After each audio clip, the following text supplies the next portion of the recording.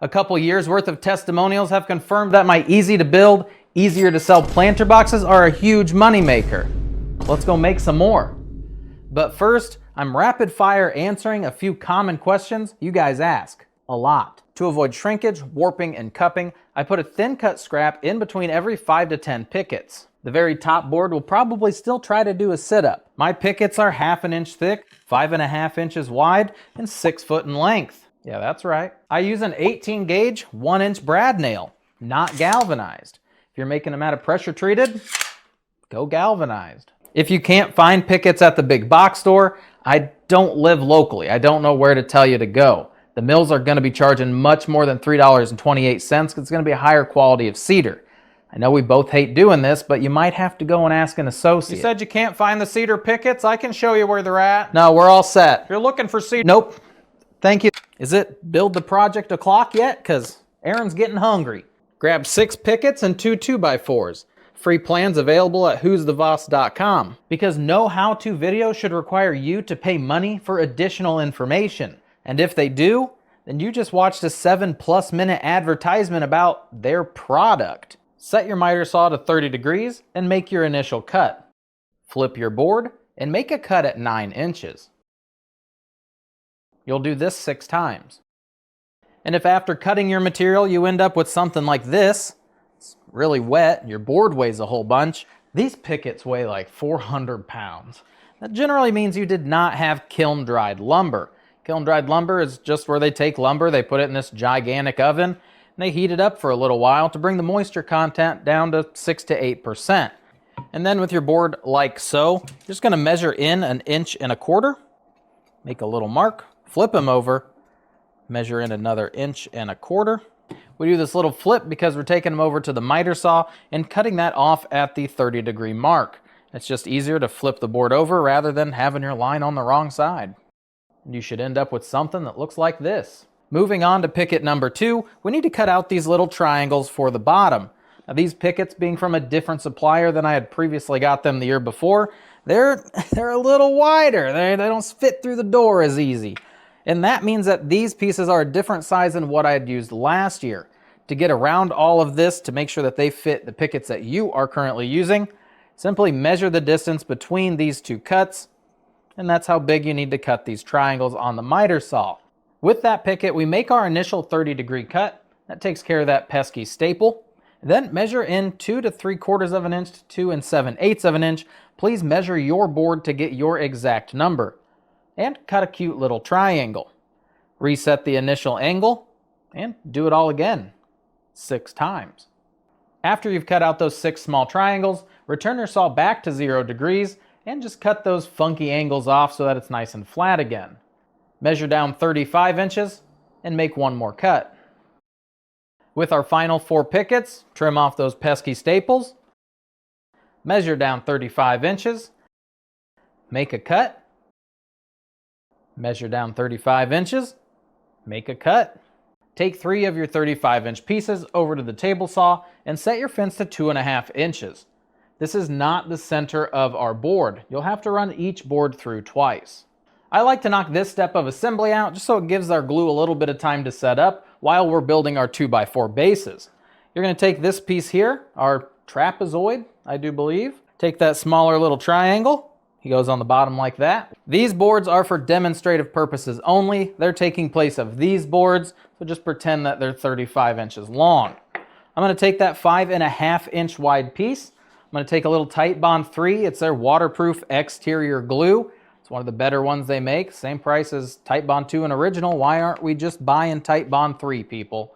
I don't know. We're going to put some glue on this bottom edge, and this corner is going to meet up with this corner. Go just like that. Same with this guy. A little bit of glue. He's going to meet up. And these angles, you don't have to cut them so that, they match up perfectly in a nice miter. It doesn't matter. It's the bottom. It also allows for a little bit of drainage for the plants. They probably enjoy that. And with these pieces where they are, you're going to put 2 or 3 nails into this smaller section. Now I like to put 3 nails into this just to kind of keep everything nice tight together. We'll get to that in just a moment. These 2 pieces, again, putting glue on that bottom edge. He gets butted up next to that 5.5, glue, butt it up. And I like to put 3 nails into each of these on both ends. And using this method of the smaller triangle in the bottom and the 2 smaller strips at the top allows my boards to be staggered to where I can just glue and nail them together and skip the entire process of adding a bunch of strategic pocket holes, which not only eats up time, but also profits because that hardware is not cheap.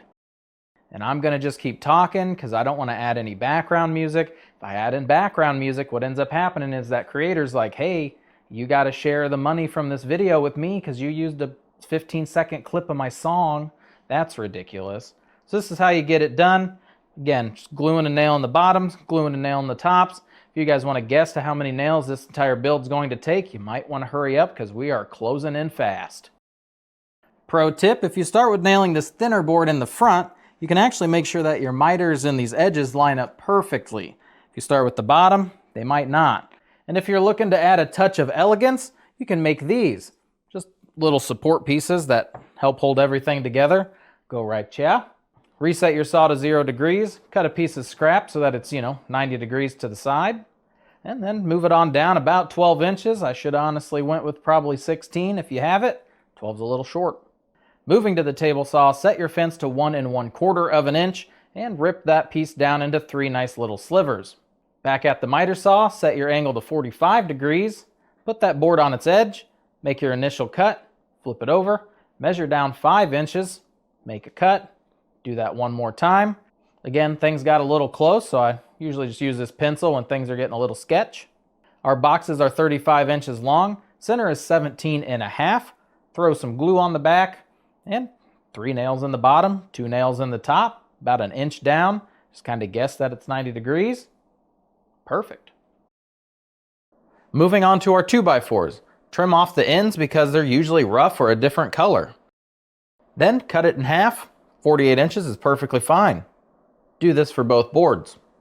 Set your table saw fence so that it removes the rounded edge. I like to put a piece of painter's tape on the left side of my blade so that it doesn't spit all the sawdust at me the entire time. Then adjust your fence to 3 inches and run your boards with that nice clean cut edge against the fence. So remove the other rounded section from the other side. And if the 2x4s that you're working with require more than just 1/4 inch to get all that rough, nasty, chipped away section of the edge off, maybe you blew out a little piece while you were running the table saw, you can cut them down past 3 inches. You can take it down probably 2.5. I wouldn't go more than 2.5 just aesthetically, but you can take a little bit more off if you need to. Back at the miter saw, cut one end of your board to that 30-degree angle. Reset your saw back to 0 degrees and measure down 43.75 inches and make another cut. And that's how we're going to cut 2 of them. In the last 2 boards, we cut the end at 30 degrees, reset our saw to 0, measure down 25 inches from the pointy, and make our last 2 cuts. I could recut and film this so you guys didn't know I made a mistake. This is going to be at a 30-degree angle. It's not flat. 30 degrees, perpendicular to each other, not parallel. 25 inches across the top. Both of them. Should we get them?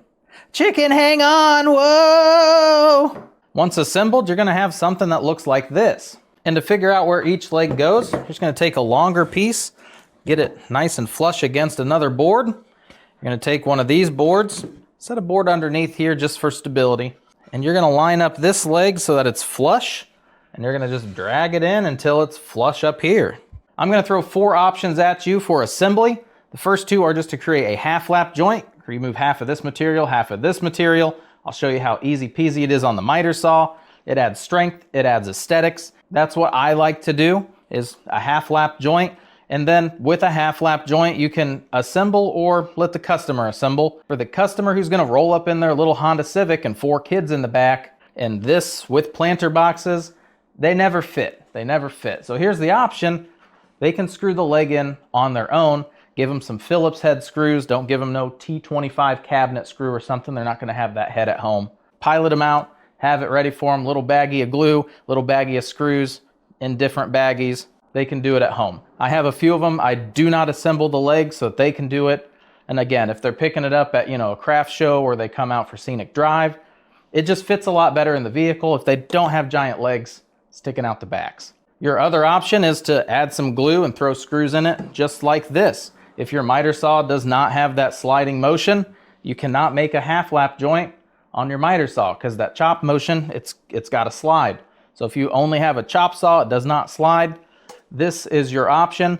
You can also create your half lap using the router, using a chisel, using your table saw with a weird sled because it's 30 degrees. But let me show you how to do that half lap joint. After marking where our 2x4s overlap, measure up 3/4 of an inch on one end of your 2x4 to find the center.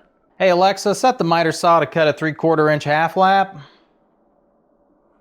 It's done. I think that's only an option on Festool stuff. On your pulley-outy miter saw, on the right side, there's gonna be this little twisty knob, and that's gonna be your depth setting. So as you twist that down, it limits how far the blade can come down into the base. But you're gonna twist this little guy until your blade height is the exact same as that mark that you had made. I clamped a scrap piece of 2x4 to my fence. This way the full depth of our blade can go into the piece we're working on. I also added this piece of wood to the top, and that's just to hold this board down so I don't have to try to hold it and push down and figure out where the line's going and control it with my other hand while this fast spinny blade's right next to my face. Just makes things a little easier. And once you make your initial cut into your 2x4, it gives you a perfect kerf to tell you where to start cutting on this board. And then you'll remove that material from your board to create your half lap joint. I don't know about you, but for some reason, this always makes me want some fresh cut deli meat. Get a little ham, a little honey ham. Oh, some Cajun turkey. Delicious. Now, with your blade, if it is not a flat top grind, which mine is not, just did a good job, I guess, you're gonna have all these little lines and little spots sticking up. You could clean those up with a chisel, hit them with some sandpaper. It doesn't have to be perfect. It's gonna be on the inside of our joint. This edge, you shouldn't have the little teeth marks because that's the direction we cut with our blade. With this one where we kind of cross-membered it, you might have some little teeth marks. So kind of get those cleaned up so that they're kind of flat. Don't sand down because then you're gonna create a gap. Before I glue mine together, I'm just gonna take a tape measure, put it on that 30-degree angled end, measure up 12 inches, 24 inches, and 36 inches. And that is going to be the placement of our boxes. Just like so, and they're gonna go up. When they're there, they're gonna be flat on the top because we did our angles right. Bada bing. It's called glue surface area. Hit the sides as well. That counts as surface area. The more surface area you cover with glue, the stronger your joint. And that's why dovetails work, because when you cut those funky shapes, it creates more space for glue. I added 3 screws, one near this top in the center, and then these 2, I tried to keep in line with this longer board, so 2 screws right there. Not a bad idea to pilot this guy out because he might split your board. For one of them, I put the screws on this side. The other one, I put the screws on this side, so that way when they're turned, both the screws, they're in the center. They're not on the outsides where you're gonna see them more often. This is the easiest way to attach your planters to the legs. Found this out about halfway through the last season where I'm trying to hold 6 things and it was a nightmare. And then I had some sawhorses down. I was like, hey, perfect. If you don't own 4 sawhorses, put a board across the top of one, clamp it down, put your legs on top of that. That would work as well. I cut a lot of sheets of plywood. I used 4 for that. You can see I cut through them a lot. Take that scrap piece of 3-inch 2x4 that we had, and then you're gonna find which side of your planter box is gonna be the face, the front, and you're going to find those 2 tick marks in the center. Get him aligned with the edge of that 2x4. That's gonna be our spacer. And then I'm just gonna run some glue right down here. Okay, then we are going to flip him down into place. The bottom of our board should line up with the bottom of our pencil mark, and then the edge of the entire planter box is going to line up with our 2x4. I'm sure there's going to be an entire debate on whether you're using screws or nails to get these into place. I like to use those same 1.25" shallow screws. They just bite into the material, they pull that wood down. Honestly, glue's doing most of the work, so just a couple 2 little screws. I put one in the center of that 2.5-inch board, and then one about that same distance down into that 5.5-inch board. Repeat those steps for the other side. Repeat that for our other 2 boxes and wham bam, thank you ma'am. You've got a completed planter box. And I'll just keep talking so that way there's no weird awkward silence during this shot. Did you guys know that onions have grain direction much like wood? Yes, how you cut an onion significantly impacts cooking by altering flavor, texture, and how fast it cooks. Cutting against the grain breaks more cells, leading to a faster softening, more pungent, and easier to melt onion, perfect for sauces. Cutting with the grain leaves it milder, sweeter, and crunchier, because onions are full of water, just like wood. Production time, 35 to 45 minutes, depending on what music you're listening to. And that's not too bad considering you're getting $74 profit off each one of these you build. This planter box has gone through several revisions in the last 2 years, costing only $25.71 to build. I'm selling them all day for $100. Originally, it featured a 10-inch wide little cubby. I took it down to a 9-inch cubby. Took it down to 9 inches because that means I only needed 6 pickets to build this entire project. The 10-inch wide required 10, and that would have cost me $12 extra per planter box. That's nothing that the customer's actually missing. Last year, I had 2 customers request little dividers so that they could keep their plants separate from each other. I just built 2 extra of the side pieces, glued the center piece, and nailed into where that little triangle piece is. Gave them a couple of those. Something that could be an add-on sale for you. I also have a dedicated video on stains, sealers, UV protection for your cedar boxes. I have a video on when to sell different hobbies, different craft items, when to start building them, when to start selling them, when to start discounting them. And there's also one about where to sell. I sold the same product on different platforms, saw which one gave me the most bang for your buck. If you're wanting to take this hobby and start actually filing as a business on your taxes, those are some great videos to check out. Otherwise, pressure treated is fine to use. If you have a concerned customer, offer to throw in a liner. Nay, before you throw the liner in, ask them if they can tell you what country any of these 3 pieces of produce come from to the store any other time of the year. They probably can't answer it. So why are they all of a sudden interested in chemical traces from the wood that's going to go to their tomato? Whoa, do you have a slow setting? It's not even up yet.